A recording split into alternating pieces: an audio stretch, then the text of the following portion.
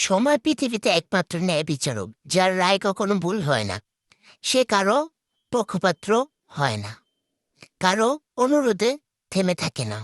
মানুষ আজ ক্ষমতা, অর্থ, সৌন্দর্য কিংবা পরিচয় নিয়ে অহংকার করতে পারে, কিন্তু সময় একদিন সবাইকে একই আয়নায় সামনে দাঁড়িয়ে করায়। তখন মানুষের মুখের কথা নয়, চরিত্র মূল হয়, পরিচয় নয়, কর্মে হিসাব হয়।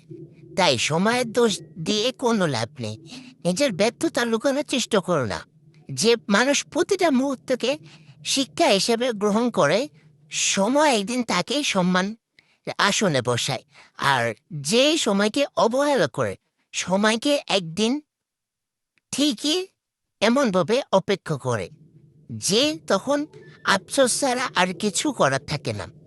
মনে রাখো, ঘড়ির কাঁটা শুধু মিনিট, ঘন্টা কোনে না। প্রতিটা টিকটিক শব্দ আমাদের জীবনে একটি করে অধ্যায় শেষ হয়ে যায়। তাই নিজের এমনভাবে গড়ে তোলো যে একদিন মানুষ নয়, সময় নিজে তোমার গল্পটা সম্মানের সঙ্গে স্মরণ করবে।